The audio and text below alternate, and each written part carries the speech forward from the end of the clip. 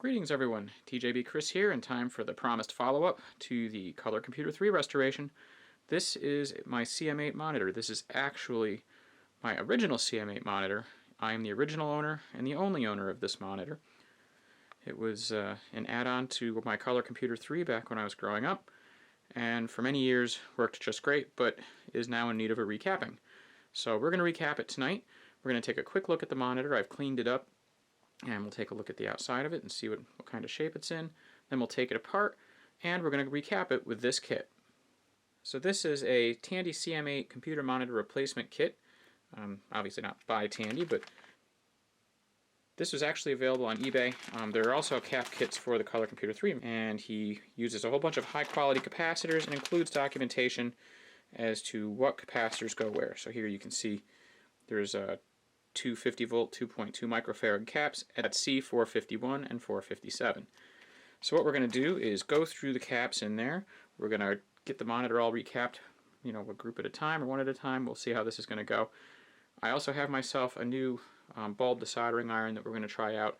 Generally speaking, I make fairly common use of the wick. I really like this NTE wick, and I've had very good luck with it. And I've gotten pretty good about not lifting traces with it. But I'm going to see if the bulb does a little better for some of these connections, especially the smaller ones. But we may still need the wick to lift up the excess solder. So let's get cracking. So first we're going to look at the monitor real quick. This CM-8 does have its door.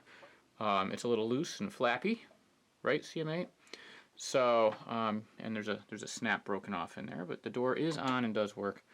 I don't know, let's see, exactly where this mark came from. It's been there for as long as I can remember. The case didn't used to be this clean. I grew up in a smoking household, and this monitor looked like it, but I gave it my usual restoration treatment, and it came out very well. On the back here, we have a build date, manufacture date of 8/1986, that'd be August, and it's serial number 318,880. So again, I'm the original owner of this monitor. It's in decent shape. Cables are attached and everything, so all in all, this monitor has been pretty good. So once we get it recapped, it should be right back in service. I should note we didn't get this monitor until, I want to say 1989, 8 or 9. So it sat in inventory for a while. We didn't get our Color Computer 3 until 1987. So, and we didn't get the monitor with that. We had an RCA XL100 television when we first got it. So let's get this thing apart and get capping. It's going to be a pretty static shot. I'm going to zoom in or out as I need to, but I'm going to apologize in advance for the fact that the camera's not going to be moving around too much, but I need room to work. So here we go. Okay, first things first, we're going to remove the door. This way I can tilt and stuff without risking breaking it. Okay, so in the screw department we've got 2 on the top, we've got 2 back here, and then we've got 2 on the bottom here. So I'm going to remove these 6 screws, and then we're going to try and pull this apart, taking note of the cables that are coming out the back and taking the entire case of the monitor off the back of the cables.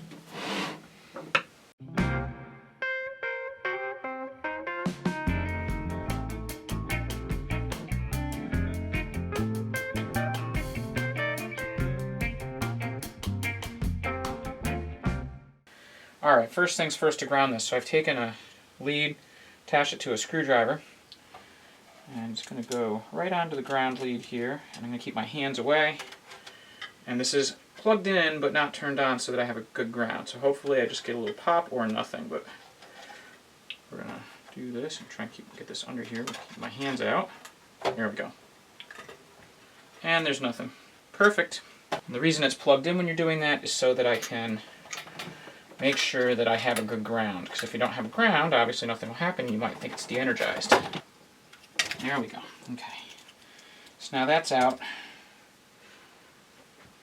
Alright, we've turned around. What we're going to do here is I'm going to remove this off the back. I have to be careful not to adjust. There's adjustments here. I don't want to mess with them. So just pull this off. Just kind of rock it. Okay, off it goes. This looks like a connector, but I don't think it actually is. No, I think it's just on there. Yeah. But what I can do is, if I want to be able to remove the bottom board here, I should be able, there's one connection here that should separate this out, and I'm going to remove that. Okay, that's disconnected. So now we've disconnected this. And now we're here. There's a ground here, which is actually attached to the strap here, which I'm just going to try and leave, but I may not get away with, so we'll see what happens there. If I have to, I can disconnect and reconnect it. I could actually desolder it, but we'll see. Alright, let's put this on its back and see what we get. Alright, one more thing I can see here at least. There's a power switch. So the power switch runs up along here, and there's a connector right here. So I'm going to disconnect that. Okay. And we're just going to remove this from these windings here. I should note that if you're not familiar with what you're doing here, this video is not instructional.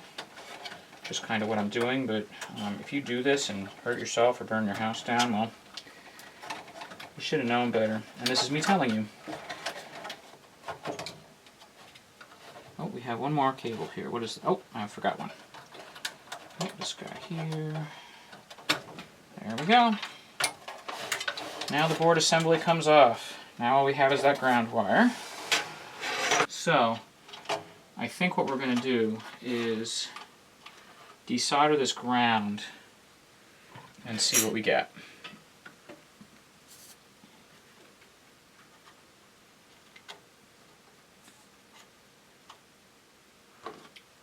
But there we go. That takes that out. And now I can remove the case because there are no caps on here. Okay, here we are. The main board here and a little satellite for the back of the neck of the CRT. I think our first one is going to be this guy. These are attached permanently. I don't really want to desolder them. I feel like I'm just going to make a mistake reconnecting them. So I'm going to do this one first, this cap here, and then we can move on to the rest of the board. This cap is C860. I don't have anything really good to put the solder on. I'm going to use this popsicle stick little house thing we have here. And I have to be careful. There's controls on this board, so there's a V-center here. There's another one on the back of the flyback, so there's some stuff I have to be careful with. And there's additional contrast and sub-brightness controls that I want to be careful not to adjust unless I need to. Alright, we're ready to go. Now, C860 on this little satellite board for the back of the CRT, right where it connects to the neck, does not have an equivalent in this kit. So I'm not going to be replacing that one. We're going to leave it alone. But this is permanently attached. These connectors look, you may not be able to see them. They may look like you can pull them out, but you can't. So everything that we're replacing is on the main board here. I don't know if you can see how dirty the knobs are versus where I cleaned them. That gives you an idea of the kind of environment this lived in. So really, that's pretty much what it looks like. We're going to get this thing going. There's going to be a lot of flipping back and forth to make sure I get this right. These are the 2 bags of capacitors that I'm going to be using to do this. And this is the list. And again, this is I found this on eBay. Actually, someone mentioned it in the forum too once, but I found this kit on eBay. And so I will post a link if it's still an auction up there. If it's not, I'm sorry, I don't know where else to find it. So you're going to have to either have really good Google foo or get lucky. Last I looked, there was one of these left. So, but that's neither here nor there. I don't provide the kit. So with that said, I'm going to take a look and see what I kind of want to start with. I think it might be this bigger bag, and we'll get to it.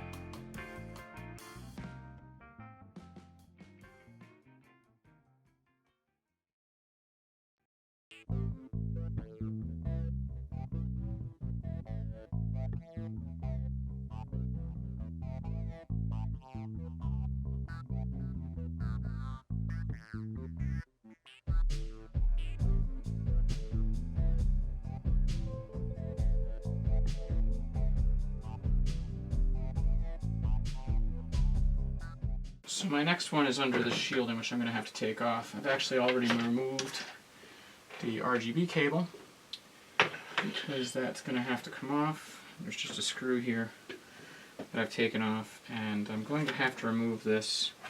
It looks like it's anchored. So what I'm going to have to do is remove the anchors. There's one up here, and there's one down here in the corner.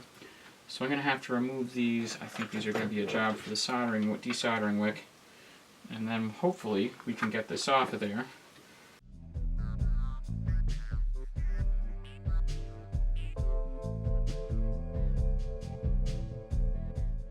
That's our progress so far. And by the way, to get the shielding off, there were 4 spots around it right here. So we can do this for the camera. You can see it here, here, here, and here. So when I get done with this, I'm going to have to put it back together. I'm going to have to make sure I put the shielding back on. It's got to clamp the ground shielding on the cable, on the RGB cable, and that'll be that.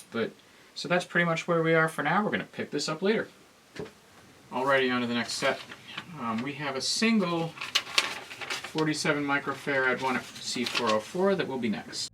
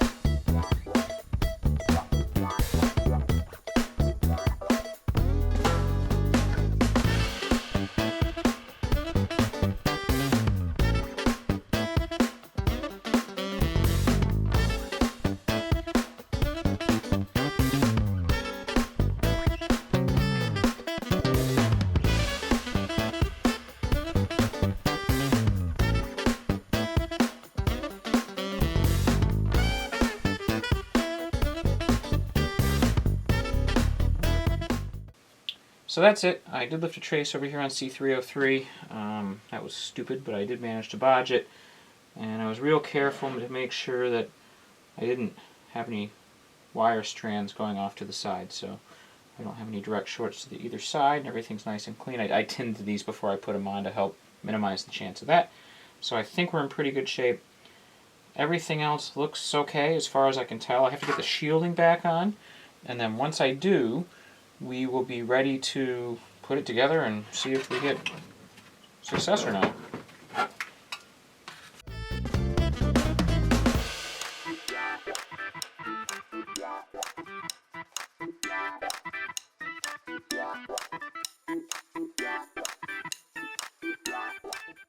Okay, it's the moment of truth. I've got it plugged in. The switch is on, but the power strip is off. I'm going to flip this on with a power strip so I can turn it off quick. I've got the ground wire reconnected. Everything, this is the speaker wire, but everything else is reconnected as far as I can tell. All we're going to hope for is that I get power, the thing fires up, and then no sparks or smoke, and that'll be good. Here we go.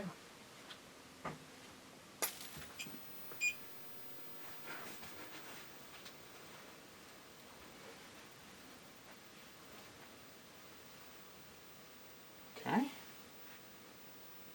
Seems to be on. The power light's on. Nothing's burning. I can't tell if we're lit or not, but I'll look at the footage and see. That sounds good. I hear it powering up. Okay, that's good. Now I have to be extra careful because I just energized this, but I'm going to try and put it back together. We're going to connect it to the computer and see what happens. Okay, moment of truth. We're going to power this up and see if it works. We're going to power up the color computer and see what happens. So we're going to power you up, and we heard before, you might hear it now, there's that high-pitched CRT whine that says good things. Let's see what happens. Ooh, hey, we have a screen. Alright, well this is better. Before when this died, it didn't show any image on the screen at all. It was just dead. So this is very good. Let's do this. Let's go through the high resolution text screens, and we'll go through the colors and see if we got lucky and this is perfect out of the box or not. I'm guessing, well, 50-50. Here we go. Oh yeah, okay, so we do have an issue. I wonder if when I was manhandling it, trying to spin it around, I messed up some of the controls on the board there. If anybody knows, while you're watching, where to look for this, that would be appreciated. Meantime, let's go through colors. 1, 2, it's a little dark, 3, 4. Okay, that's gray, it should be brighter. Okay, that should be CLS5, that should be what they call buff. So we're at least having an issue there. Yeah, so our colors aren't quite right. So we still have some things to do, but this is in much better shape than it was in before. It didn't work at all before. So now we are much happier with the recap. So what we're going to do is I'm going to take this back apart. I'm not going to do this in the video, but I'm going to take it back apart. We're going to double check and make sure I didn't lift any traces other than the ones that I already noticed, and make sure that everything else is good, and then we'll take a look and make sure that I didn't knock any adjustments out of whack. I should be able to futz with the adjustments while it's powered on if I'm real careful. And that's pretty much it. So thanks again for watching, and we'll see you next time.